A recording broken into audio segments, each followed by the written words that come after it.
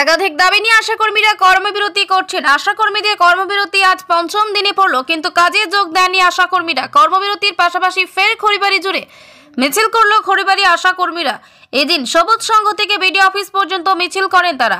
শুনে নিন ইউনিয়নের সদস্য নমিতা সূত্রধর কি বলছে। আমাদের একাধিক দাবি নিয়ে আমরা এই কর্মবিরতি শুরু করছি মার্চের 1 তারিখ থেকে। তো এখনো আমাদের দাবি একটাও পূরণ হয়নি বা আমাদের কথা কেউ শুনছেই না। পালস পোলিওটা চলে গেল এর মধ্যে, তবু বলছে যে আমাদের ছাড়াই পালস পোলিও 100% উঠাবে। মানে আমাদের স্বাস্থ্য দপ্তর থেকে বলছে যে হ্যাঁ আমরা আশাদের ছাড়াই কাজ তুলে দিব, 100% হয়ে যাবে। তো কিন্তু আমাদের দাবি যতক্ষণ অবধি পূরণ না হবে ততক্ষণ আমরা এইভাবে আমরা কর্মবিরতি চলবেই। আর আমরা এই আজকে খড়িবাড়িতে আমরা এই র্যালিটা করলাম কারণ সবাই জানুক, কিন্তু সবাই তো ভাবছে যে আশারাই তো পালস পোলিও করে, কিন্তু কেন করছে না, যার জন্য সবাই প্রশ্নের মুখোমুখি হচ্ছি আমরা। তো আজকে জানানোর জন্য এইভাবে করে আজকে 3 দিন থেকে আমরা খড়িবাড়িতে র্যালি করে সাধারণ মানুষকে জানানোর চেষ্টা করছি। তাদের উদ্দেশ্যে না, তারা কেন করছে জানি না, কিন্তু চাপ দিচ্ছে করছে, কিন্তু ভুলভাল অনেক হচ্ছে। অনেক জায়গায় শুনলাম যে 2 ফুটের জায়গায় 1 বোতলে 1 শিশি 4 বছরের বাচ্চাকে খাওয়ানো হয়ে গেছে, কিন্তু ভুলভাল হচ্ছে, তাতে কোনো দোষ দিচ্ছে না।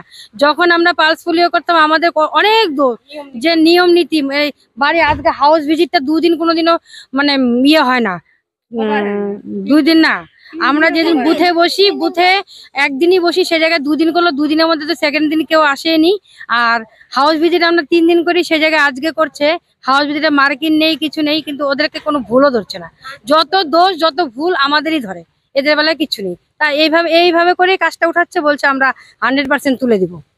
তবে কি কোথাও এমনটা হচ্ছে যে আপনাদের ছাড়া আইসিডিএস কাজ করাচ্ছে, কাজে গরমিল হচ্ছে? হ্যাঁ হচ্ছে অনেক জায়গায় হচ্ছে এটা। কাল বুথের দিন তো অনেক গন্ডগোল হয়ে গেছে জলপাইগুড়ির দিকে। আমাদের এই সাইডে এখনো শুনিনি এই ব্যাপারটা, ট্রেনিং ছাড়াই তো ওরা করছে।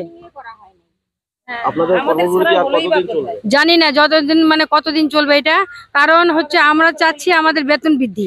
এই বেতন দাবি, অনেক দাবি আছে, তার মধ্যে বেতন বৃদ্ধি আর টাকাটা ভাগে ভাগে দিচ্ছে। এই সমস্ত দাবি পূরণ না হওয়া পর্যন্ত আমরা আর কর্মবিরতি থাকবো, আমরা কাজ করব না। আপনার নাম? আমার নাম নমিতা সূত্রধর, খড়িবাড়ি ব্লক প্রেসিডেন্ট আমি।